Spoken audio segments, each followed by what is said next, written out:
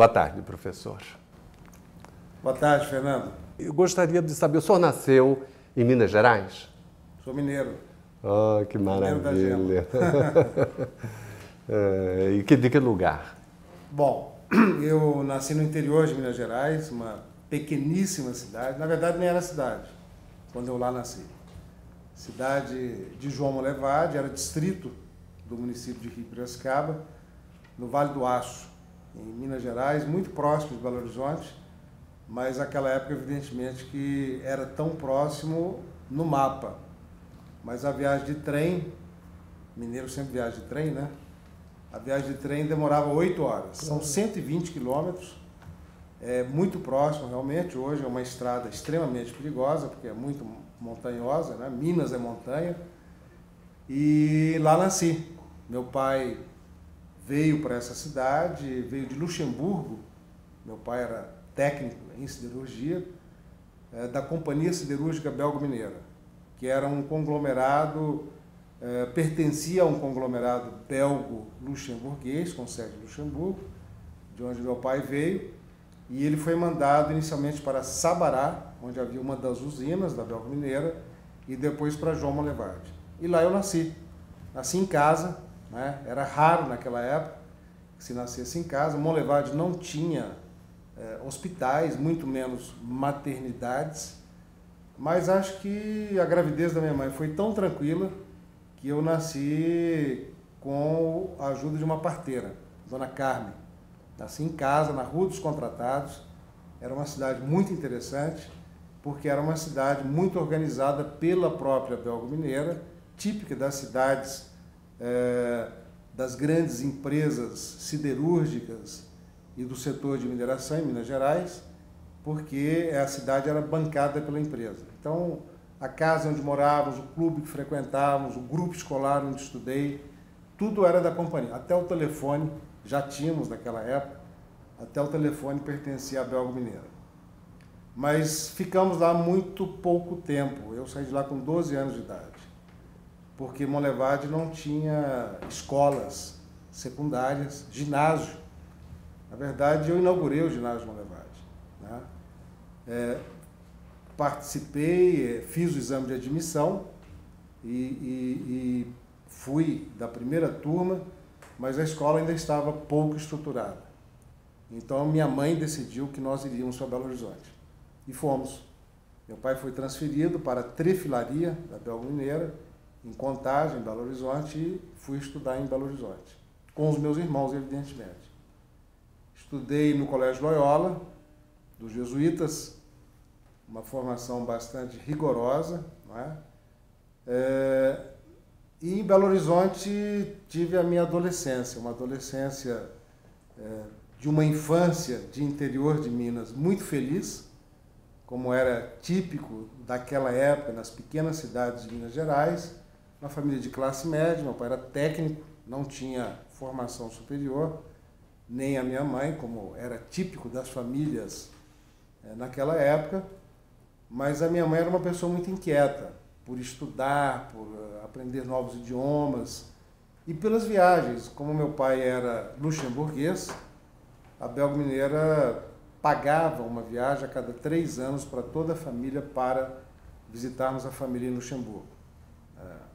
A minha avó, os meus primos, tios, né?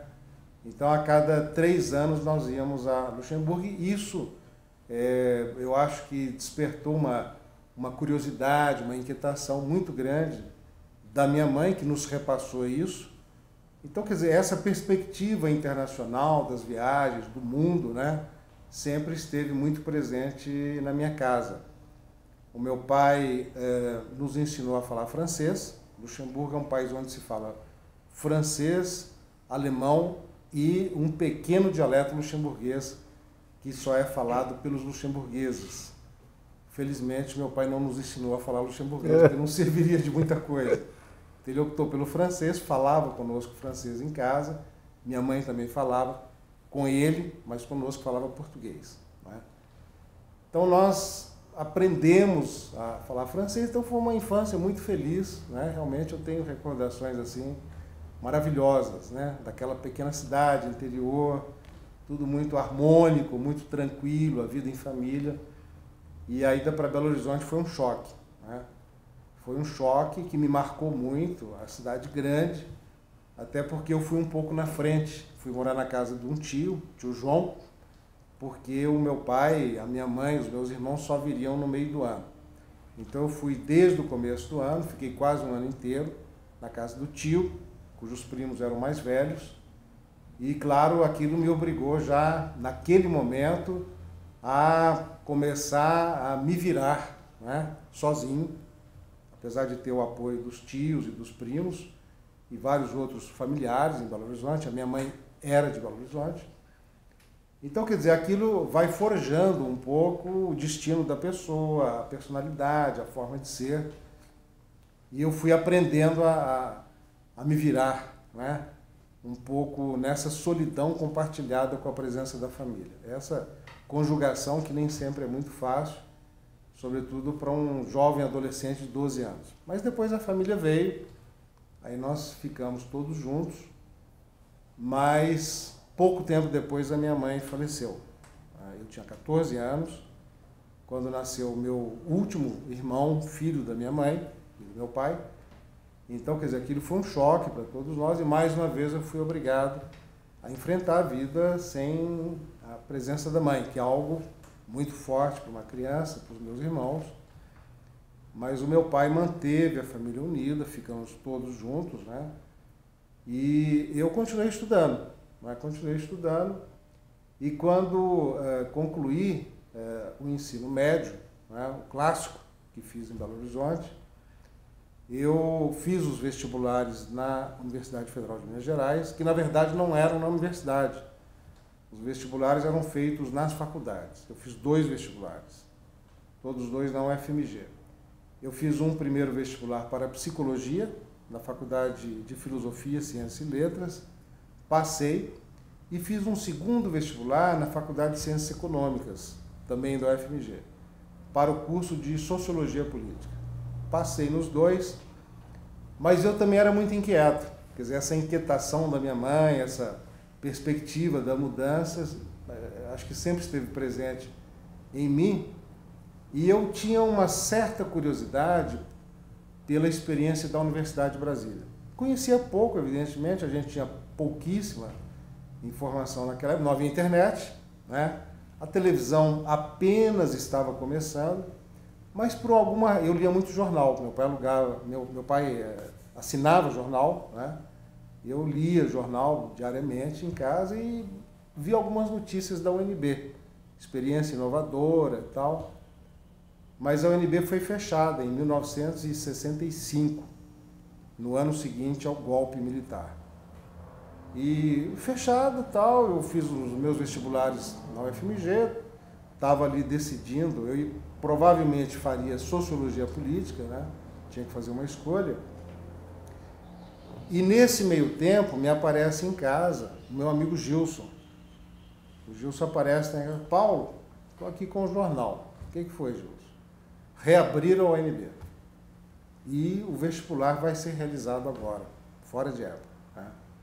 E eu vou fazer o vestibular para Química. O Gilson queria estudar Química.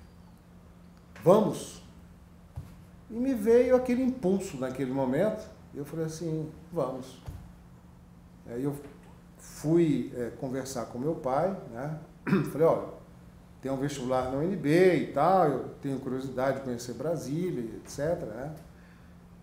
Ele falou assim, bom, você já passou em 2 vestibulares aqui em Belo Horizonte, né? Mas se é realmente o que você quer, eu vou te apoiar.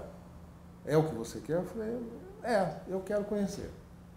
E aí fomos para a UNB, eu fiz o vestibular para Psicologia, né? Que naquele momento ainda estava fechado. Na verdade, eu fiz o vestibular para Administração Pública. E passei em segundo lugar. Me lembro até hoje, meu número de matrícula na UNB foi o 2/66, porque o número de matrícula era em função da ordem alfabética dos cursos e com o ano correspondente de ingresso. Então, 2, segundo lugar do primeiro curso da letra A, Administração, depois vinha Arquitetura, /66. Eu comecei a estudar lá em 1966. E Brasília, para mim, foi algo que realmente, também, como outros eventos da minha vida, né, mas foi mais um evento importante no sentido de me mostrar um caminho. Por quê? Primeiro, pela experiência inovadora da UNB. Né? Aquilo realmente me chamou muito a atenção.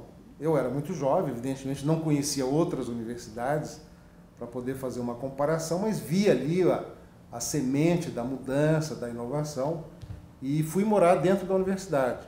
Outra coisa que me marcou muito, nós fomos morar um grupo de estudantes nos galpões provisórios do Centro Olímpico, que hoje está construído à beira do lago, né? Eram galpões de madeira. Nós ocupamos esses galpões, depois aquilo foi regularizado pela universidade, e lá ficamos, né? O ano de 66, e apesar de ser um ano de período de repressão política, o movimento estudantil na UNB era muito forte, né? Capital da República, tal, com jovens estudantes de todo o país, e eu acabei me interessando, né? E nós organizamos o primeiro diretório acadêmico, naquela época eram diretório acadêmico do Instituto Central de Psicologia, porque depois reabriram a psicologia, eu me transferi da administração pública para a psicologia. E então fundamos o diretório acadêmico do ICP, do Instituto Central de Psicologia, e eu fui o primeiro presidente. Organizamos lá um grupo, etc. E então eu passei a participar muito intensamente do movimento estudantil, morando dentro do campus, né, vivia muito intensamente a vida na universidade, quer dizer, fora de casa, então você tem tempo, né, para se dedicar mais. E em pouco tempo eu estava na diretoria da FEUB, da histórica FEUB, que era a Federação dos Estudantes Universitários de Brasília, que seria o equivalente a uma União Estadual de Estudantes do Distrito Federal. E eu participava da diretoria, quer dizer, já em 67, 68, né, meu terceiro ano em Brasília, na UNB.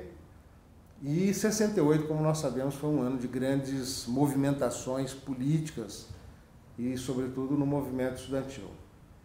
Então, em 68, eu era da diretoria da FEUB, o presidente era Onestino Guimarães, uma figura histórica também do movimento estudantil, meu amigo, estudante de geologia, brilhante estudante. Essa era uma característica importante do movimento estudantil naquela época.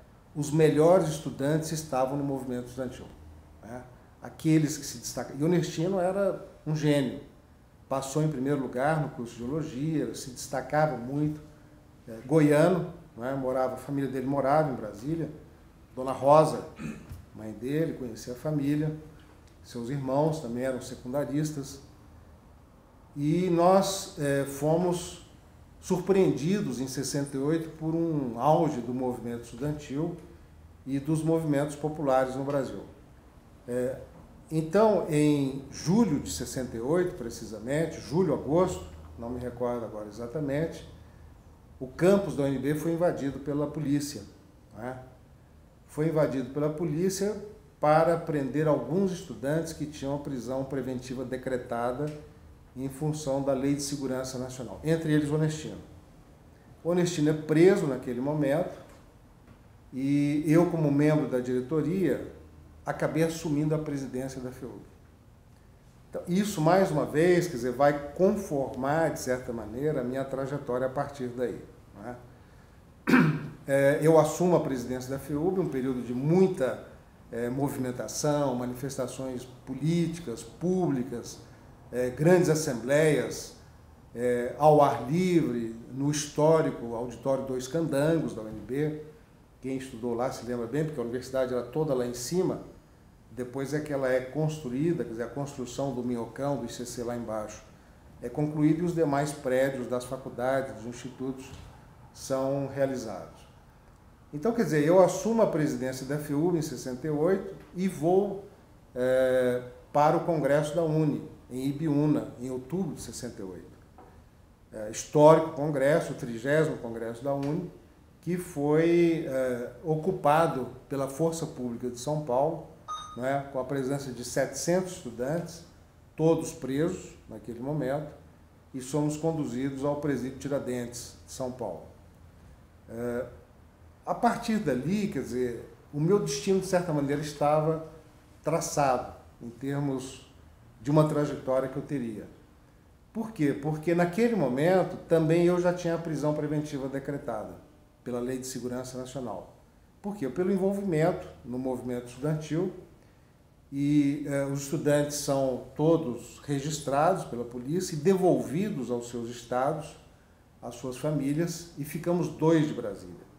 Eu e mais um colega, Lenine Bueno Monteiro, que era estudante da UNB, não é?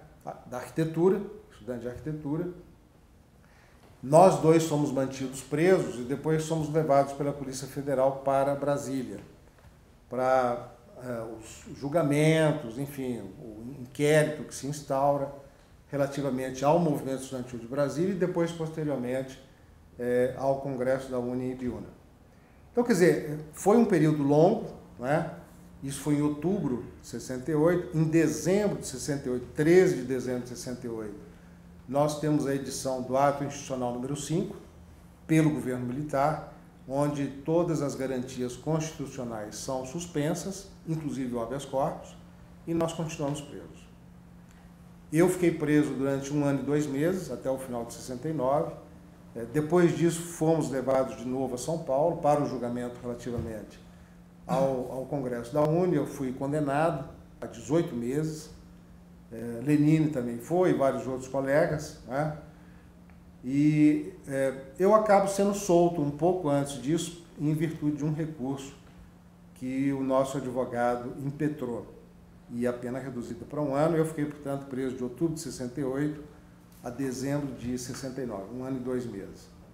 Quando saio, retorno ao UNB, imediatamente.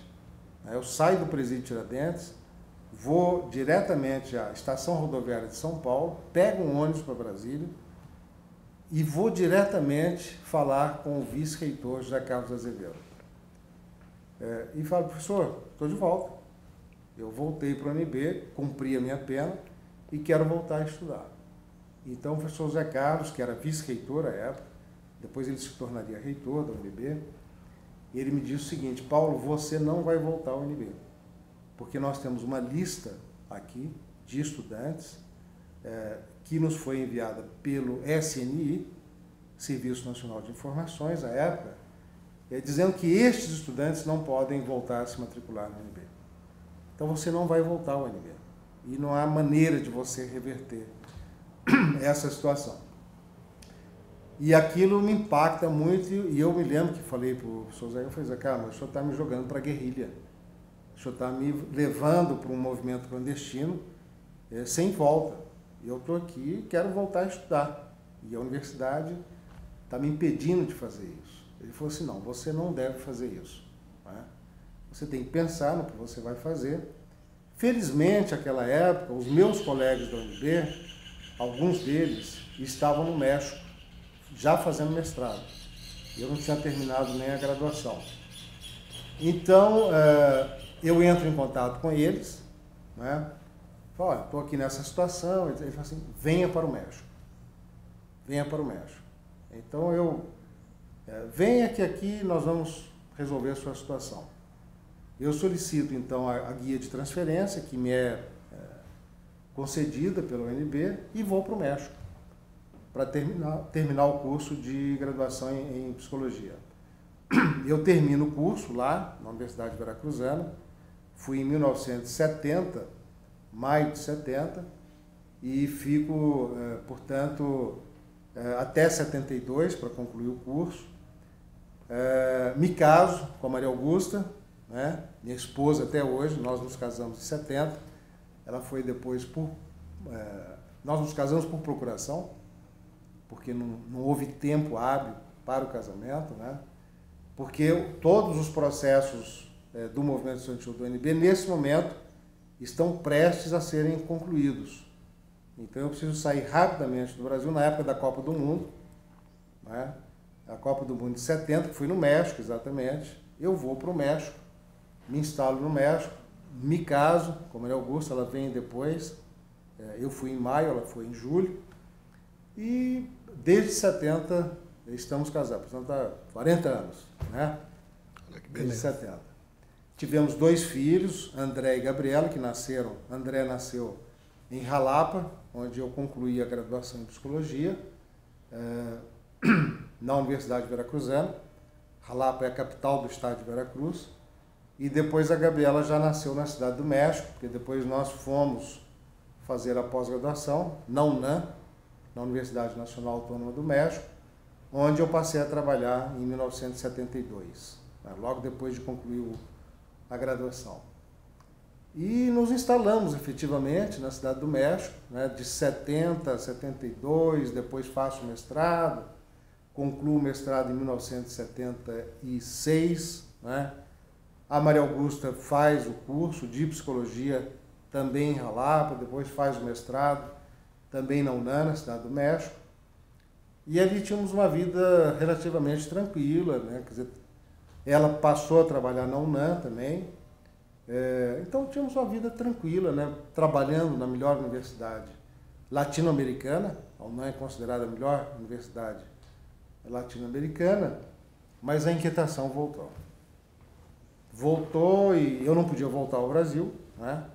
Porque em virtude dos processos de Brasília, do movimento estudantil, eu fui condenado naqueles processos, então não podia retornar até que houvesse uma anistia política no Brasil, que naquele momento não havia ainda, na década de 70. Estou falando da década de 70. E a UNAM tem uma coisa muito interessante que nós tínhamos no Brasil, que é o ano sabático, né?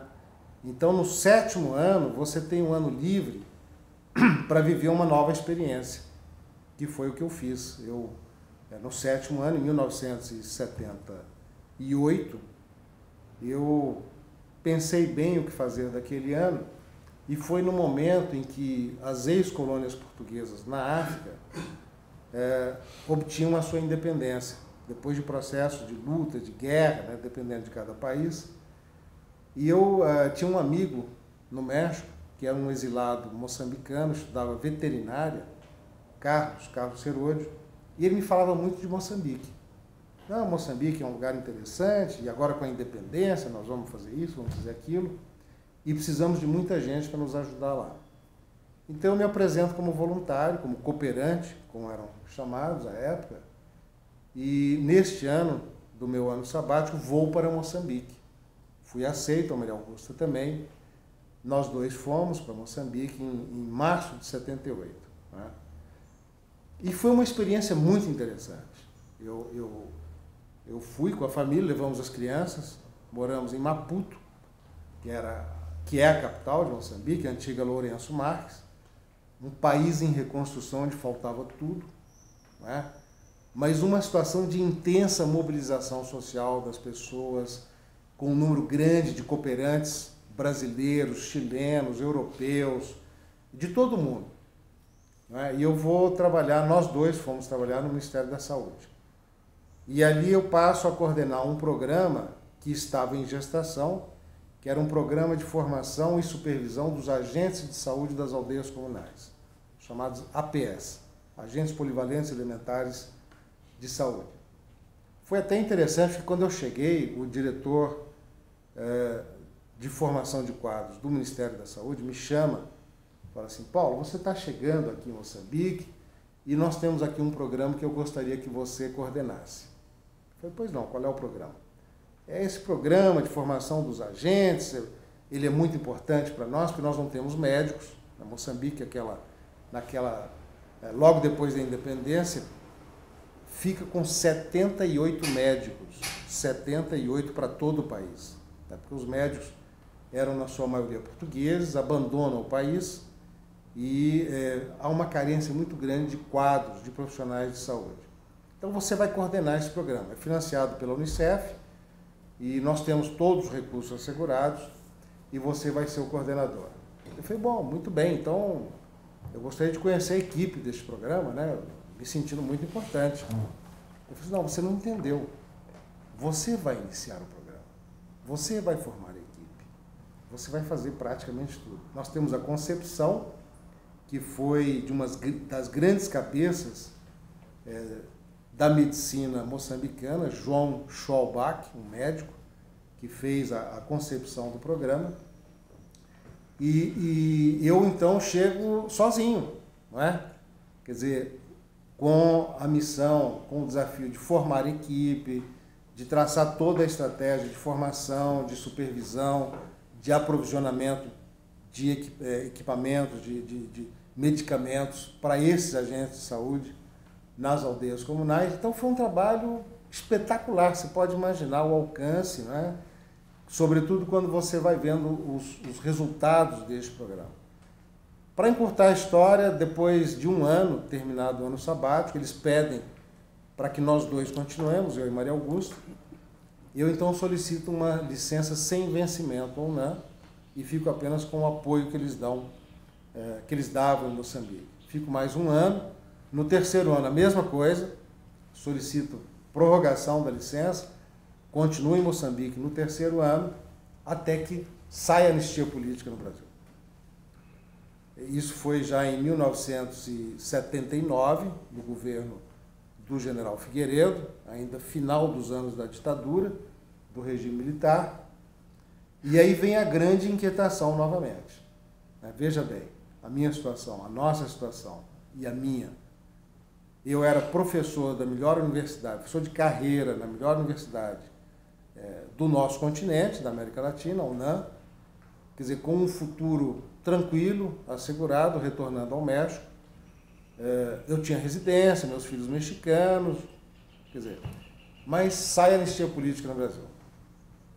E então, em 1980, eu decido fazer uma viagem, depois de 10 anos fora do Brasil, decido fazer uma viagem ao Brasil e quase imediatamente depois de colocar os pés no Brasil, eu me dou conta de que o meu lugar era aqui. Então decido, né, que queria voltar ao Brasil.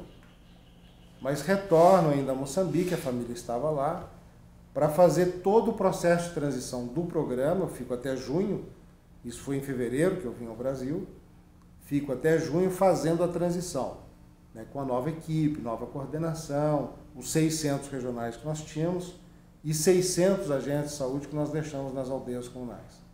Faço a transição, retorno, e qual não é a minha surpresa, novamente os meus ex-colegas, e um deles em especial, que estava em Cuiabá, que você conhece, o professor Nelson Zanata Gomes, né? Meu ex-colega, fala assim: Paulo, venha me visitar. Venham, você e Maria Augusta, me visitar, porque eu tenho a impressão que o seu lugar é aqui. O Nelson me disse isso. E eu realmente vou a Cuiabá em 1980, né? E tive a minha impressão sempre assim, instantânea. Eu me lembro da chegada em Cuiabá, né?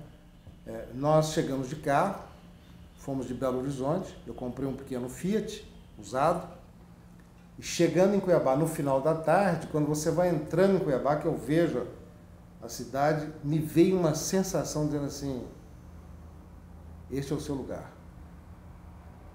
Absolutamente subjetivo, né? Aquela sensação que me veio assim: é aqui que eu vou ficar. E realmente Cuiabá, Mato Grosso, para mim representou um desafio, no sentido de que eu vi as coisas sendo construídas, um processo de expansão da fronteira, não é? Com todos os conflitos que a expansão da fronteira em Mato Grosso, na Amazônia, no Centro-Oeste, significaram.